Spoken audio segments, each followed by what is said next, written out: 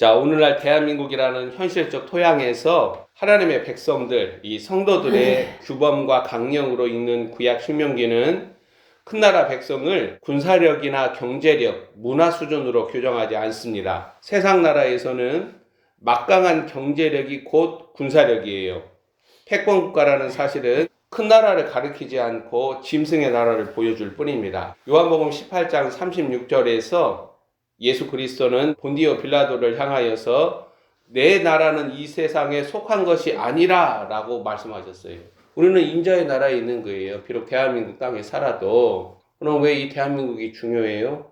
요한복음 18장 36절 이 증거를 혼돈 가운데 있는 대한민국에서 성도들은 다시금 읊조려야 합니다. 대한민국이 소중하고 주 예수 그리스도를 믿는 신앙과 자유와 의를 지켜야 하는 이유는 등장하는 적그리스도 질서와 세상에서 이 대한민국의 땅이 하나님의 대의를 짊어지는 영광을 지니기 위함이에요.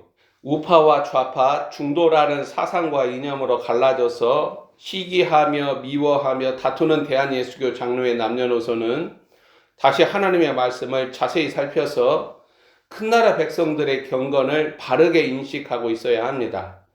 우리는 내 편을 지키기 위하여, 자신이 지지하는 정치 세력을 지키기 위하여 부패하고 어리석은 자신의 가치관과 신념을 주장해서는 안 됩니다. 지금 대한예수교 장로의 남녀노소는 내 편을 지키기 위하여서 불의와 거짓과 위선과 악에 연루되어 불법이라는 죄악으로 양심이 무뎌지고 죽어가고 있어요.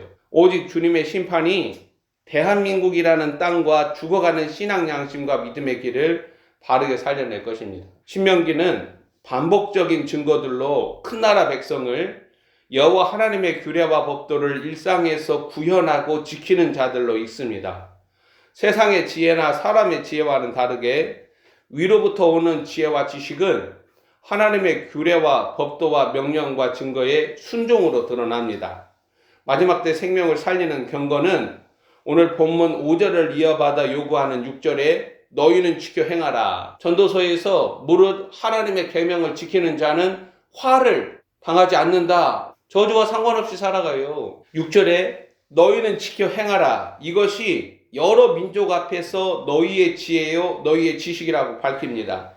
세상 나라가 너희는 우리와 다른 큰 나라 백성, 플랫폼이 되는 자들로 판단하는 근거가 하나님의 모든 규례라는 거예요. 나에게서 그리스도가 존귀하게 될 때에 세상 나라들은 너희는 과연 큰 나라 백성이다 라고 하나님께 영광을 돌리는 거예요. 다른 방식 아니에요. 예배를 많이 드린다. 다른 사람보다도 선행을 많이 한다. 내 몸에서 그리스도가 존귀하게 되는 그 일은 이것과 달라요.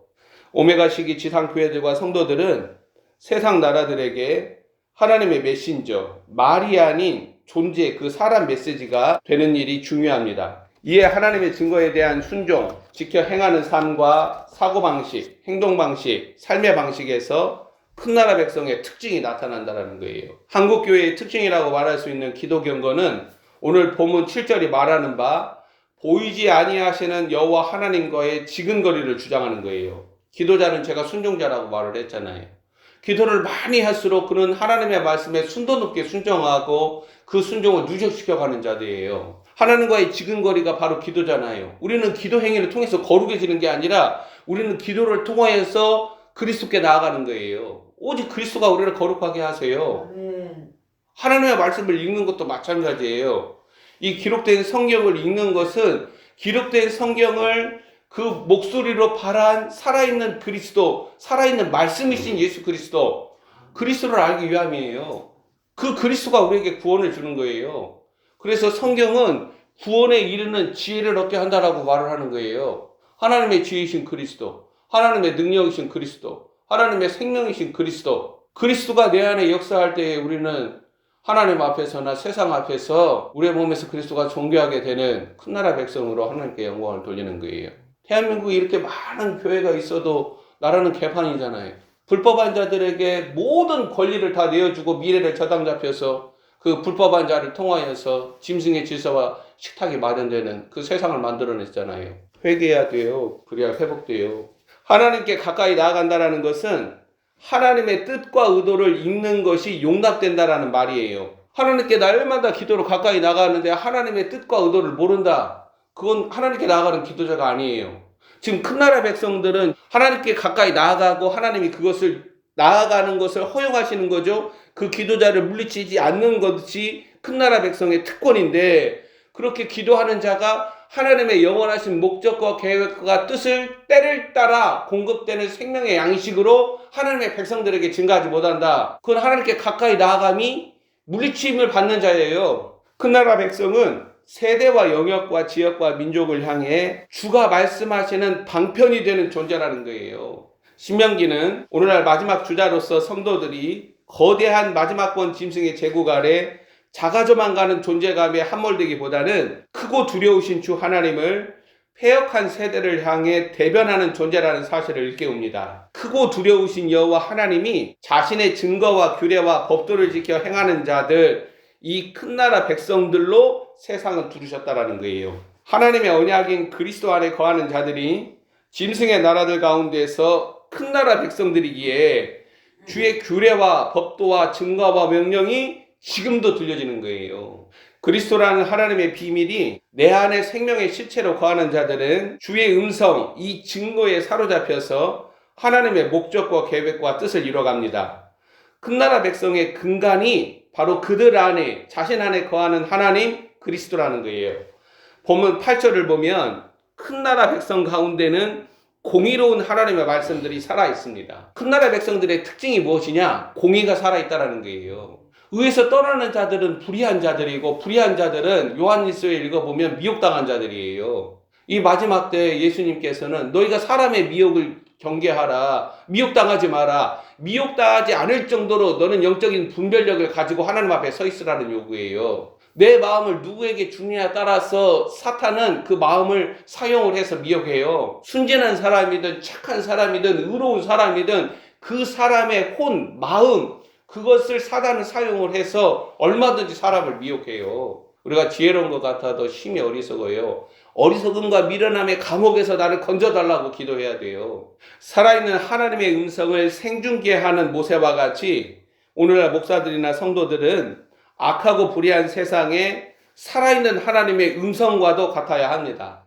큰 나라의 이 큰이라는 형용사는 크고 두려우신 하나님의 대응되는 것으로서 하나님으로부터 나오는 것을 말하는 거예요. 누구든지 그리스도 안에 있으면 새로운 피조물이라는 증거에서 이 새로운 이 형용사는 그리스도에게서 나오는 것을 말하는 거예요. 왜? 세상에서는 새 것이 나오지 않아요. 전도서 보세요. 새 것은, 새로운 큰 이 형용사는 오직 하나님으로부터 나온다라는 거예요. 오직 새 것은 창세전에 감추어진 하나님의 비밀인 그리스도 안에 그리스도로부터 나오는 것을 말합니다. 본문 9절은 큰 나라 백성들의 경건, 마음 지킴을 말해요. 그리고 이 경건이 반드시 다음 세대에 전수되어야 합니다. 본문 9절 말씀 한번 읽어봐요. 오직 너는 스스로 삼가며 내 마음을 힘써 지키라. 그리하여 내가 눈으로 본 그 일을 잃어버리지 말라. 내가 생존하는 날 동안에 그 일들이 내 마음에서 떠나지 않도록 조심하라.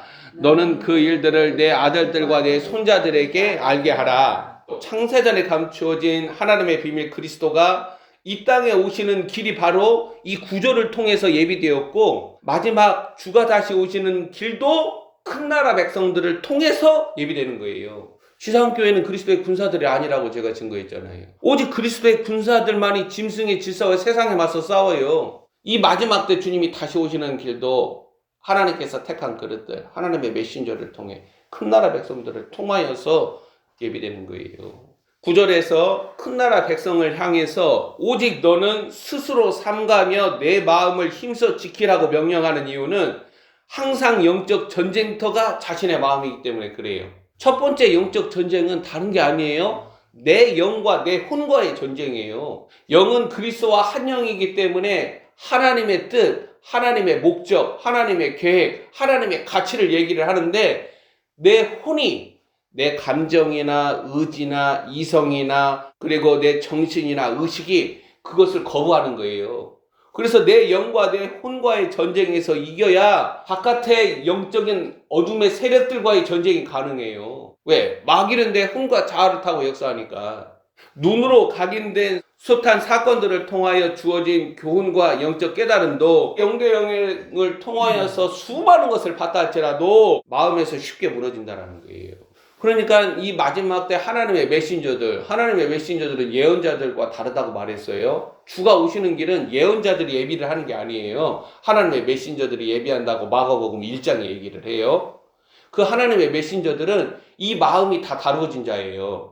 이 혼과 자아가 다 다루어진 자예요. 혼과 자아가 다루어졌다라는 것은 내 혀가 하나님의 손에 의해 잡혔다라는 거예요. 그래서 침묵할 때에 침묵할 수 있고, 그리고 대적과 원수 앞에서 말을 해야 할 때 더 이상 침묵하지 않아요. 나사렛 예수 그리스도가 보여주는 거예요. 큰 나라 백성들이 대한민국에 많을수록 이 대한민국은 적그리스도 질서와 세상에서 용과 짐승 적그리스도와 싸울 수 있어요. 아니면 다 삼켜요. 잠언서 4장 3절은 지킬 만한 것들의 목록이 많을지라도 더욱 내 마음을 힘써 지키라. 생명의 근원이 이에서 남이라고 증거합니다. 마음이 부패하면 오늘 본문 9절의 증거대로 내가 눈으로 본 그 일마저도 잊어버리는 거예요. 9절에서 말하는 그 일은 뭐냐? 10절에 언급이 됩니다. 호렙산, 이 시내산에서 살아계신 하나님을, 살아있는 불을 목격한 사건이에요. 하나님의 음성도 들었고 살아계신 하나님의 현현도 봤어요. 그런데 마음이 부패하면 이런 걸 다 잃어버리는 거예요. 20대, 30대, 10대는 그렇게 순수하게 살아계신 하나님을 향해서 충성된 일꾼들이 50대, 60대, 70, 80대면 이상한 사람이 되어 있잖아요. 내 혼과 자아를 성령께서 십자가로 하나님의 뜻대로 있는 그 모든 것들을 다루지 않는 한 우리는 누구나 다 마음이 부패해요. 엉뚱한 소리 하고 이상한 욕심 부르고 이상한 주장하고 내 안에 살아있는 신앙, 살아계시는 하나님이라는 영적 감각이 둔하거나 죽어버린다면 살아계신 하나님을 경험한 사건마저도 자신에게서 떠나버리게 됩니다. 그래서 성령님, 나의 영적인 감각을 살려주시라고 기도해야 돼요. 혼과 자아의 영이 이렇게 파묻혀서 있으면 영적인 감각이 살아나지 않아요. 물리적인 오감은 우리가 알면서 왜 영적인 감각들은 둔하여지고 죽어가냐는 거예요. 하나님을 신앙하는 일이 세대간 전수될 때 반드시 살아있어야 돼요. 어머니의 신앙이 우리 자녀들에게 전수될 때에 살아있는 신앙이 전수되는 거예요. 죽어있는 신앙은 전수되지 않아요. 형식적인 그리스도인들, 이스마엘들이 만들어질 뿐이지.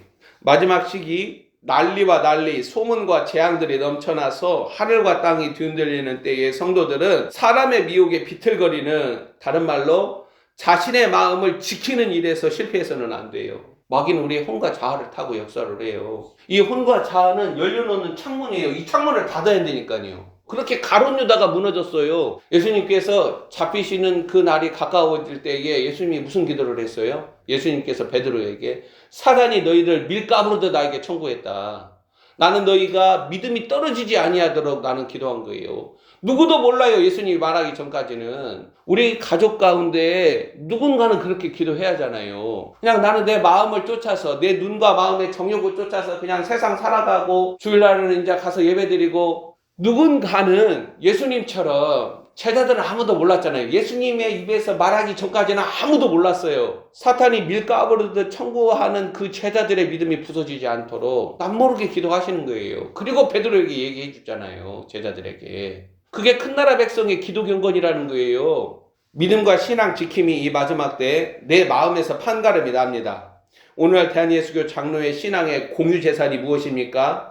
서로 이전 투고하고 누가 더 옳은가, 누가 더 의로운가, 이 전쟁에 참가 중인 성도들과 목사들은 과연 자신들의 신앙 유산에 살아있는, 즉 하나님께서 행하신 일들이 자신들의 마음에 살아있고 기억되는가를 물어야 한다는 거예요. 내 혼이 젖된 아이와 같이 내 자아가 그리스도의 십자가로 다루어지면 젖된 아이처럼 평안하고 잠잠해요.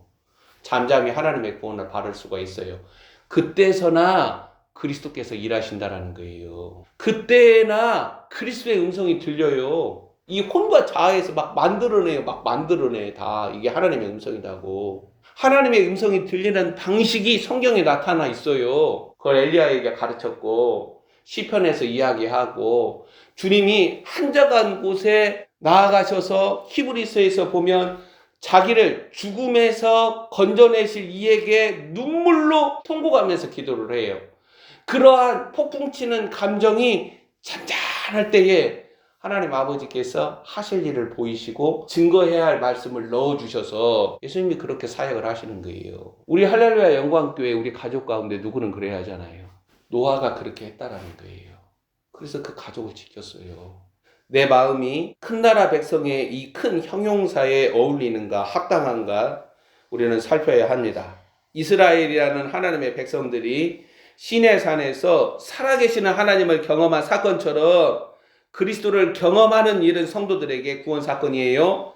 무슨 말이냐? 9절의 증거대로 그리스도를 경험하는 일은 스스로 상가며 자신의 마음을 힘써 지켜야 하는 책임이 내 안에 새겨진다는 거예요. 그래서 그리스도께 가까이 나아갈수록 바울이 뭐라고 말해요? 죄인 중에 죄수다. 사도 요한은 죽은 자처럼 되는 거예요. 진실로 두려우신 하나님을 경험하는 것은 주님께 가까이 나아간다는 것이고 무한한 책임을 알게 된다는 거예요. 예수님이 자신의 어깨에 다 짊어지셨잖아요. 그리고 십자가에 그 길을 걸어가셨잖아요. 기꺼이 십자가에 자신의 생명을 내어주셨잖아요. 예수님 어깨에 뭐가 짊어져 있냐라는 거예요. 창세전에 하나님의 영원하신 목적과 계획과 뜻이 예수님의 양 어깨에 짊어져 있는 거예요. 하나님의 메신저는 그 양 어깨에 하나님의 책임이 짊어져 있는 거예요. 그게 하나님의 종이에요. 생존하는 날 동안에 자신 안에 그리스도라는 하나님의 생명의 실체가 살아있고 자라나고 있다면 처음 사랑, 그리스도가 자신 안에 들어오시는 그 일을 망각하거나 잊을 수 없어요. 하나님의 언약으로 이스라엘은 본문 10절의 증거대로 나에게 백성을 모으라 하나님 앞에 소환됐다라는 거예요. 즉 그리스도라는 하나님의 언약으로 성도들은 살아계시는 하나님 앞에 코람데오로 소환되어 있다라는 거예요. 나는 항상 하나님 앞에 소환되어 있는 거예요. 내가 TV를 보든 내가 자식하고 다투든 내가 형제들하고 다투든 내가 직장에서 직장 동료와 다투든 나는 항상 현재적으로 하나님 앞에 소환되어 있는 거예요. 그걸 기억하라는 거예요. 이 살아있는 실제가 바로 큰 나라 백성으로 규정되고 유지됩니다. 절대로 부인할 수 없는 진리를 경험한 사람들에게 그 일은 내 아들들과 내 손자들에게 알게 해야 할, 전수되어야 하는 특수한 역사예요. 그래서 부지런히 듣든지 아니 듣든지 자식들에게 하나님의 훈계로 말씀으로 양육하라는 거예요. 들려줘야 돼요. 그래야 책임을 면해요. 살아계시는 하나님이 각인하는 역사의 마중물이 바로 큰 나라 백성입니다. 성도들 그리스도인은 역사가 끝나는 시간에 이르기까지 자신 안에 그리스도라는 흔적이 새겨진 자들이에요. 바로 10절 하반절로 자신을 규정하고 삶의 방향과 목적을 기억합니다. 알파와 오메가 시간에서 하나님의 백성들은 시각적 차원에서 하나님의 임재를 보고 인격적인 관계를 맺으면서 청각적인 음성이 새겨집니다. 그래서 너희 눈은 봄으로 복되고 너희 귀는 들음으로 복되다. 큰 나라 백성은 눈에 보이는 현상에 매몰되지 않고 오직 내 안에 놓여진 보좌에서 들려지는 선한 목자 우리 주 예수 그리스도의 음성을 들으면서 하나님을 경외함을 체득하면서 세대간 신앙을 전수합니다. 눈과 마음을 미혹하는 마지막 때예요. 신앙은 변질되고 양심은 타락하고 믿음에서 파선하는 자들이 발생합니다. 큰 나라 백성이라는 의미가 대한예수교 장로의 남녀노소 안에 살아나기를 위하여 우리는 기도합니다. 오늘이라는 동안에 하나님의 규례와 법도를 지키며 순종하는 이 크나큰 영적 위치 에너지를 만들어서 음료의 바다에 수장당한 이 대한민국의 모든 재반 영역들로 세대들로 지역들로 흘러보내야 합니다. 혼돈과 미혹과 불법의 시기, 주 하나님을 섬기고 하나님을 사랑하고 경외하는 가장 강력한 방법으로